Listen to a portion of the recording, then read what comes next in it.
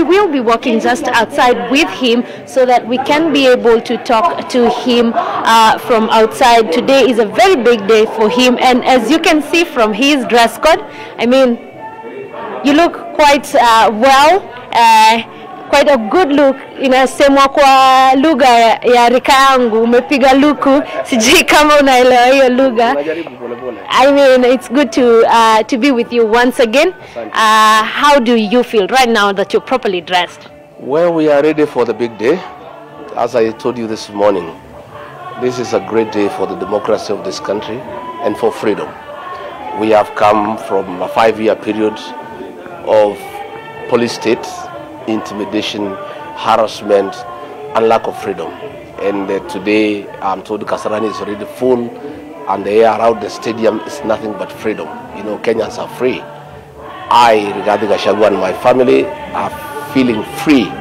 You know, we have lived here for the last 5 years. It's been hell with the state surveillance, with intimidation by police officers, Friday arrest, closure of accounts, being followed everywhere around the country, listening to my telephone conversations. And I want to say that I'm very happy for the last 5 days. We have slept well. We feel good that once again the people of Kenya are free to associate with whoever they want politically, to make a choice over their friends.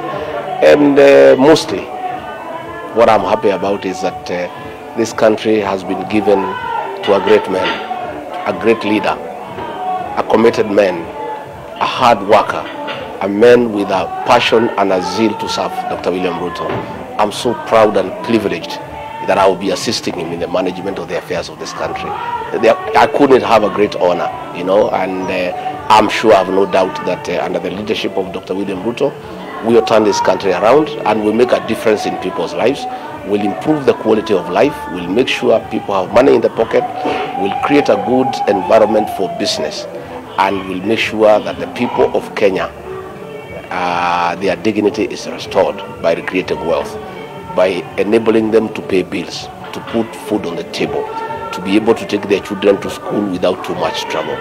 And if we can do that, that will form our legacy, basically. I do not want to be the person to slow you down today, but I understand that as you walk down here, you're heading to the Thanksgiving ceremony just behind your house. Maybe how important is prayers for you? Well, what is happening today has nothing to do with me. We have seen the heart of God. The obstacles put on our path to leadership were insurmountable. No human being could have dealt with what was before us. The entire government machinery was weaponized against us. The DCI, the EACC, the KRI, the police, everybody, even you in the media were against us, both print and electronic. You are not nice to us. You had taken sides. You are doing fake opinion polls. You had very bad things to say about us. But God, in His mercy, has come through for us. It is for that reason that I have called for my family. And I want to tell the people of Kenya to take care of their families. Families are very important. When the state came heavily on me and brutalized me and persecuted me, all my friends ran away. All my business partners ran away. I was left with my wife and my 2 children and our close family members. Let every Kenyan take care of your family. Those are the most important people. If things get out of hand, those are the only people you can count on. All these other people will desert you in our hour of need. When you are down, they'll switch their phones on you. They'll even block you. They run away from you and they are not available for you. But family is an important ingredient in somebody's life. My family is a wonderful family. They have stood with me in very difficult circumstances. Even when there was fear for my life, my family stood with me. I'm forever grateful to my wife, Pastor Dorcas, a woman of prayer, for praying for me, for standing with me. My 2 sons, Kevin Gachagua, a software engineer, and Dr. Keith Ikino, they have been with me. They have never deserted me, even in one single day. And that is why I said on this very important day, I put the family together. We have a Thanksgiving service to thank God for what He has done for me and for this family, and to ask God to take care of me and give me favor to make a contribution to this great country. to be a faithful assistant of Dr. William Ruto, to assist him in the management of the affairs of this country, to be respectful to him, to obey him, to walk with him, to listen to him, to take instructions from him without a question, so that I can give him an opportunity to execute the vision he has for this country. Mine is to assist Dr. William Ruto. I am not a co-president. I am not in competition with him. Mine is to back him up. Mine is to be there for him. And I want, and we have agreed with him, that I will assist him with routine issues of government so that he can concentrate on the economy. He can concentrate on investments. He can concentrate on harnessing resources for this country. And he can give us a good roadmap on how we turn this country around. As he does that, I'll be dealing with the nitty-gritties of government, the routine, the day-to-day job, and that I'll be able to back him up. So I'm a very excited Kenyan, and I thank God, one, for that I'm alive and healthy. Yeah. If others had their way, I would not be here today. If others had their way, I would be committed to prison. But God is God. God had his way. He had different plans for me. You know, human beings sat down to plan for me how they could take me to prison, how they could kill me, how they could make sure that I'm nobody in this country, how they could finish me completely so that I'll never rise up again. But God is God. God had different plans today. There are men who was being pursued by the state every day. Tonight, who will sleep as the Deputy President of the Republic of Kenya. That is God. Looks like quite an emotional day for you, but let me just ask, you leave your house right now as the Deputy President-elect. Soon as you come back, you will be the Deputy President of the Republic of Kenya, and soon after you put that Bible down, we will start counting the 100 days that you promised. What exactly do we expect is going to be the first things that you're going to implement in your government in these first 100 days? Well, I would like to ask the people of Kenya to be a little bit patient with us. The truth of the matter is that we are inheriting a dilapidated country. We have 10 trillion public debt. 6 million young people have no jobs. 14 million Kenyans are in CRB. We are literally facing an economic shutdown. The treasury coffers are empty. We are literally starting from scratch. And we have to work very hard. And I urge the people of Kenya to give us an opportunity and to be a little bit patient. Our first business of the day is to work on how to bring the cost of living down, and more so food prices.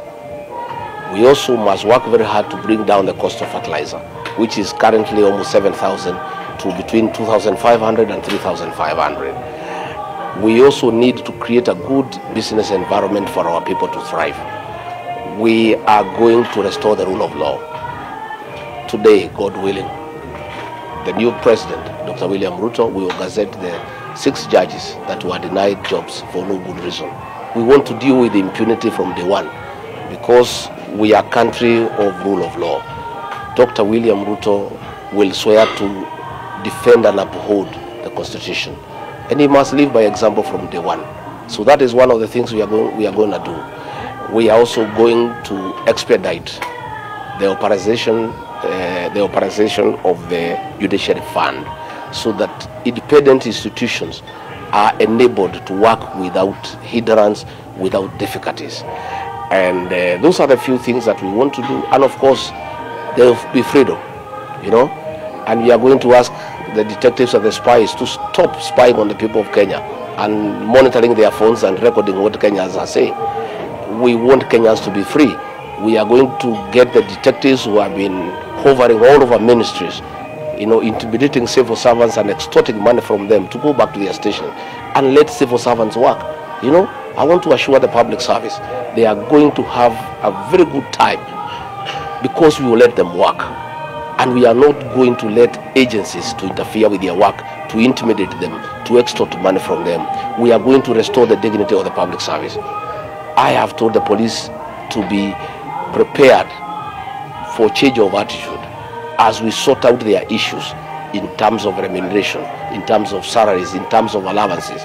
You know, our policemen have suffered because nobody has looked after them for the last, 10 years. And very soon we are going to get a team to start reviewing their salaries, their remunerations, so that we get our police force motivated so that they can serve the people of Kenya. In return, we'll be asking a change of attitude from them so that they can treat the people of Kenya nicely. They can be friendly to the people of Kenya, and they must know that they are servants of the people. In a nutshell, what we are promising the people of Kenya today is less and less government in their lives and more services to the people of Kenya. Kenyans are quite, they have quite high expectations, and maybe let me just ask this question. When the Deputy President, William Ruto, who is now President-elect, joined hands with President Uhuru Kenyatta, we saw quite a good relationship, and now you sound so confident about your working relationship with the President-elect, William Ruto. How sure are we, or what do you have to show that things are not going to go south like they did in the Jubilee government? Myself and William Ruto have come a long way for the last 20 years. We are buddies and we are friends. One thing about William Ruto, he has no inferiority complex. He will not be bothered that I am a good worker, I'm a performer. He will be quite happy when I perform, so that I augment his work, I compliment his efforts. So there is no way me and him can have a conflict. None whatsoever. The conflict between William Ruto and Uhuru Kenyatta was brought about by inferiority complex, because the president had inferiority complex. He was unhappy that William Ruto is a performer, and therefore he wanted to cut him to size. It was unnecessary.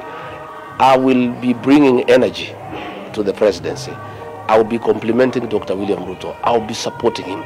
He is more than happy to have a good worker, somebody focused, somebody hardworking like himself, so that with the combined effort, because that is what this country needs. This country is in such a bad situation. It needs serious workers. You can't want a deputy who is just there, who is not a worker, who is not a performer. So I want to assure the people of Kenya that the issues you saw between President Uhuru Kenyatta and Dr. William Ruto will not be there. I want to say that with certainty. Me and him have sat and discussed. In any case, he has spelled out my duties quite clearly. And when he does the executive order, number 1, my duties will be clearly spelled. In fact, I'm complaining he has allocated me too much work. I'm already fretting, on the workload. He has confidence in me, and he's giving me serious responsibilities to be able to help him to govern this country and to turn around the economy. So I want to tell the people of Kenya to be assured that we'll have synergy, we'll work in a good partnership, and we complement each other. And mine is to support the president. Mine is to back him up. Mine is to make sure that the roles he assigned me are implemented with military precision. Mine is to make sure that the country is moving in the right direction. And mine is also to keep my ear to the ground, to listen to what people are saying and advise him appropriately. And luckily for Dr. William Ruto, he's a good listener, and he takes advice, with humility, and he doesn't take offense when we tell him this and this, what he's doing probably is not right, probably Kenyans are not happy. He takes it in good stride. So, and that is a mark of leadership, the ability to listen, agreeing to be advised, agreeing to be corrected, and agreeing to have a discussion with your juniors. When you respect your juniors and you treat them with respect and acknowledging that they also have some brains, then work becomes very easy. Dr. William Ruto has respect for the people under him. He has tremendous respect for all of us. Even young members of parliament, he gives them time and he listens to them. And many a time he has taken a position, and some junior members of parliament have advised him against it, and he has, with happiness and heartily agreed to the advice. So I am sure that we'll have a government that is full of consultation and consensus, and that is what will make us succeed, by consulting regularly, by agreeing to disagree, by having meetings and staying with our members of parliament, discussing with our governors, having many parliamentary groups meeting, and meetings allowing people to prevail and people to discuss freely, so that they can inform him and he can get better knowledge to assist him in decision making. As the incoming deputy president, do you actually think maybe there should be a constitutional amendment just to make sure that the roles of the deputy president are constitutionally defined, such that we just don't leave it open to be like an assistant of the president? Do you think the roles should be constitutionally? Probably in future, but for now it's not necessary. My duties will be well spread out in the executive circular, you know, and me and William Ruto, we have agreed what I need to do. In fact, I am already feeling the heat of what he has allocated me. So for now, it's okay. But probably because of future, you may get another president like Uhuru Kenyatta, who has no regard for his deputy. Probably going forward, that is food for thought. It's something that our lawmakers need to look at so that we don't have a situation like we had between Uhuru Kenyatta and William Ruto. But in our case, because of the kind of personalities that we are fine and we are okay. But for posterity, I think it's food for thought. Maybe before I let you go to join your family in the Thanksgiving ceremony, we saw a letter released yesterday by the Azimio la Umoja presidential candidate Raila Odinga saying that he will not be attending the inauguration ceremony of the 5th president and you as the deputy president for various reasons that he outlined. What do you think of that? What are your thoughts on that? And also, what do you have to tell Kenyans on this particular day so that I can let you go? I don't think Raila Odinga is one of our concerns. I mean, surely, be fair to us. We have a country to run. We have 10 trillion public debt, 14 million Kenyans in CRB, 6 million unemployed people, imaginable, prices of food commodities. Where would we get time to bother about Raila Odinga? Raila Odinga is a Kenyan. He's a senior citizen. He's free to do what he wants. Yeah? But he's really, I must tell you, he is not among our priorities. And really, we are not really bothered. Yeah? Because we have work to do. We have been given a mandate by the people of Kenya, and that is what we want to focus on. And we really don't want to get involved in sideshows, you know, by what Raila Odinga is saying, oh, he'll come, he'll not come. It doesn't matter. The function will go on. Kasarani is full. We can't even accommodate the people who are there. That is what is important. As to what he wants to do, I think we leave it to him. But I want to say we'll accord him his due respect as a senior citizen, and we expect him to lead the opposition to keep us in check. You know, we don't want a situation where we have a one-party state. We don't want a situation where Uhuru Kenyatta swallowed the opposition and we had a mongrel of a government. You don't know who is government and who is in opposition. We are happy to have a working opposition to oversight us and keep us on check.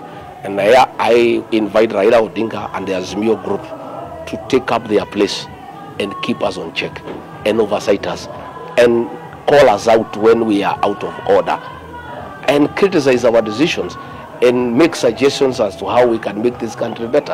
And I think that is what the former Prime Minister should do. Immediately take up his role and lead Azimio in keeping us in check and oversighting us and making sure that we are held to account. Because it's important that we be held to account for what we do for this country. One question from the national broadcaster. Thank you very much, Your Excellency. This is Gishuki Washira. Looking at the just concluded polls, out of 22 million registered voters, 7.1 voted for you and William Ruto, 6.9 voted for Azimio, while another like 7 million did not abstain from the vote completely. What measures will you be putting in place maybe to enhance national unity and cohesion? But there is national unity. An election is just an event. The fact that people have voted this way and that way doesn't mean they are disunited. When I listen to the people of Kenya, people have moved on. It's only the politicians who are talking about bringing people together. Bring them together to do what? Kenyans have a new government and they want the government to start working for them. And we shall work for everybody, those who voted for us and those who did not vote for us. Kenyans are united by desire to be served by their government. Kenyans are busy with their daily hassles. The only people who are talking about a division are the political class. But the ordinary Kenyans, you have seen, they have moved on. They have refused to go for demonstrations. They have refused to protest. All right, that is Deputy President-elect Rigathi Gachagua. You could hear some singing in the background. There's a Thanksgiving service, as we heard from Nayoma Sampao. His last statement there, bring Kenyans together to do what? He says politicians are the only ones talking about uniting the country, but ntashikilia hiyo hapo. That I'll leave for our panelists to comment on. But guys, speaking of sideshows, did his tailor understand the assignment today? Well, we're beginning with